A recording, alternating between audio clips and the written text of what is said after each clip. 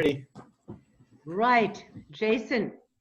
Jason, you know that I've been a fan of your modality for many years. Very intrigued about life alignment and whatever goes with it. And now you have something that I'm completely in the dark about. You're talking about storybook alignment. What do you mean by that? Okay. So stories have always been my passion. Since I was a little kid, I just can't get enough of them. They just mean so much to me. So I have, and as a child, I collected vast amounts of comics and envisioned myself as Superman. So Superman was the particular story character that I used to invoke as a child. Yes.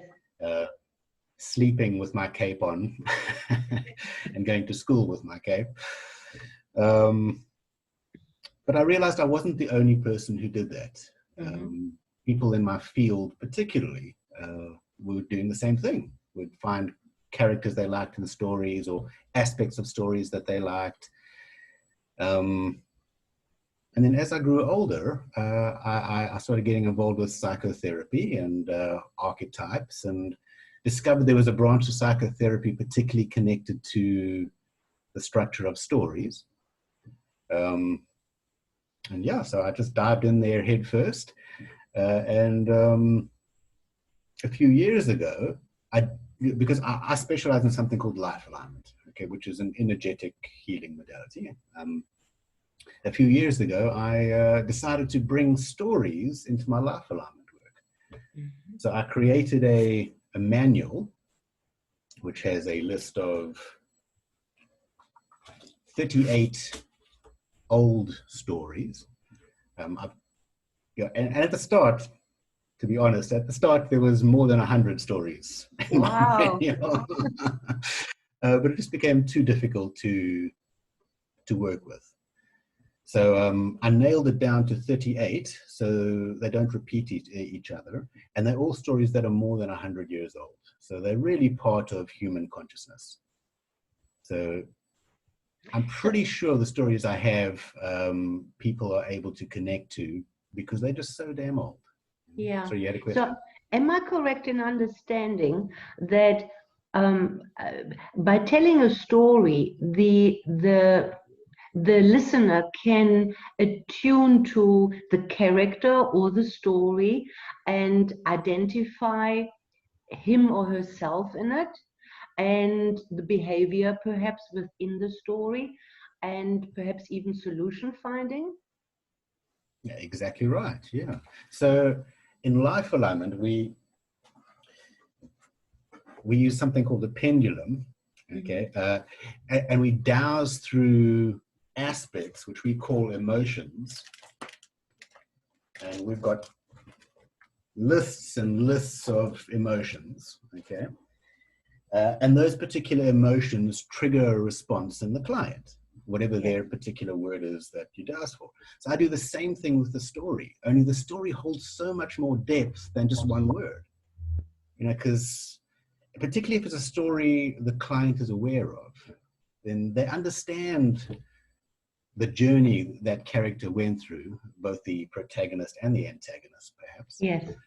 So it's not just about connecting to characters, it's about reflecting on the actual story and what it meant to them. And, you know, it's like analyzing poetry. You know, it really is a subjective experience. And you get so much out of the client from simply expressing that story. And yeah, I've had amazing results with it. So I've been working with it now for about 6 or 7 years. Wow. We're 2020. Make it about 8 or 9 years, actually. Yeah, I've had amazing results. It has so much depth, stories. You know, So tell and me, it really does. so if I were to come to you, how would you know that an alignment through storytelling would be what would be best for me? How would you know that? That's a good question. So yeah, in life alignment, we only work with permission. And it's not just permission of the physical body, but permission of the highest self and permission from the universe. Because there might be a karmic reason why we can't unpack that at that precise moment. You know, maybe the client has to go through that, and we trust implicitly. So sometimes clients come to me and they specifically want a storybook alignment. Yeah. And and I will see, I'll test their muscles, you know, whether their body is ready for it or not, you know, using applied kinesiology. Either that, or I've written it as a potential tool on a list of tools that we use called a priority list. Okay. Which in that case, I'll douse through that priority list, and then that particular story, well, storybook alignment will come up, and I'll find a particular story then. Okay. So it really only works if it's necessary. Yeah. Sorry, say that again, please. It really only works if it is necessary and appropriate for that moment. Okay. So how does it happen in the actual session? Do you then kind of read the story to the client, or how does it work? Yeah. So I have written a short synopsis of all 38 of the stories here. And I will, well, first I will talk to them about how much they know about that particular story. You know, let's say it's Alice in Wonderland. Yeah. You know, and I'll simply say, so Alice in Wonderland has come up as your story. What do you know about it? And usually the story I've doused for, the client knows something about that story. You know, and they'll tell me their impression, what it meant to them as a child or as an adult, why that's possibly coming up now, because they start reflecting immediately. Then I will read the short synopsis I've written. Okay. Which will take that even deeper. Yes. Okay. Then I'll get them on the bed, get them to feel it, take it in, and then we'll discuss it to the depth that we're able to talk about it. Okay. Just to get the so head if stuff I out of the were, way. if this would be an example, if I were your client now, and I would say, oh, that's going down the rabbit hole, that's going down the rabbit hole, that makes me feel suffocating and anxious. Is that a reaction that could be anticipated, and then you work with that? Particularly with Alice, yes. Lots of falling down rabbit holes in Alice, yeah. Yeah. Okay. Okay. And so the healing, the energetic healing, what I like about it, it's very soft. It is healing through stories is an indirect way of doing it. Would you agree with that? Yeah. Yeah, it's a fun way of doing it. Using them, I'm able to engage a much younger clientele. Oh, I mean, okay. just to be clear, though, I mean, there's an inner child in all of us, but it is a very useful tool in connecting to young teenagers. True. I find quite useful, yeah. True. And what about modern stories like, as you said, Superman was your hero when you were younger? I mean, I'm not really very knowledgeable about what is nowadays amongst the youngsters, but all these games, for example, that not even youngsters, even older people play.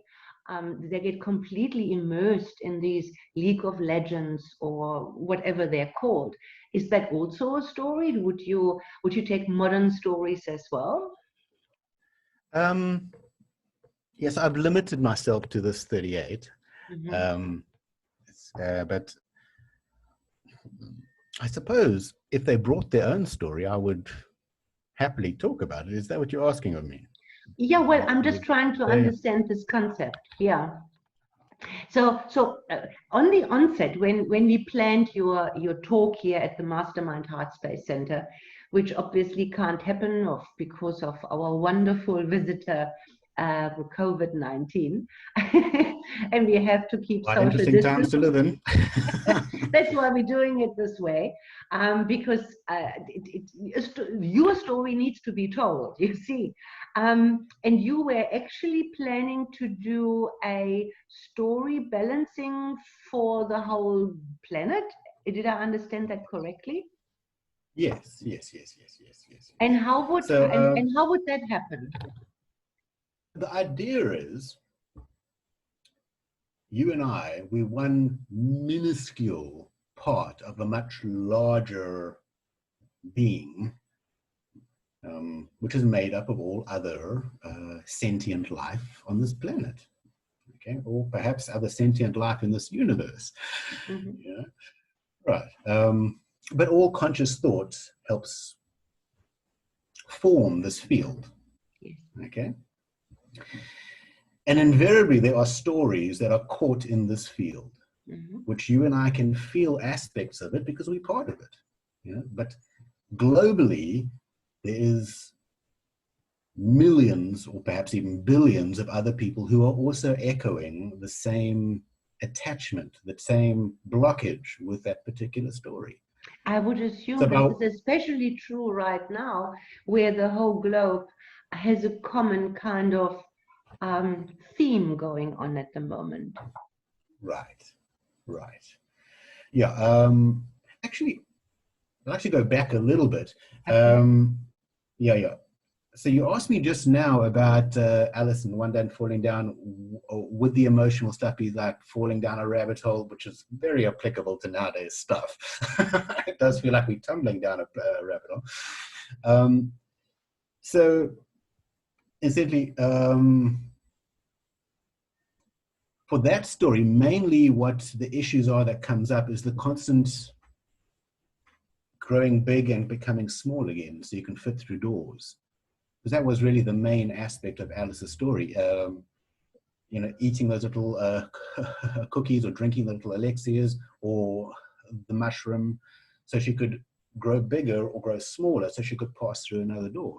Okay. So often with Alice, the story is more about how I have to change myself to fit into society.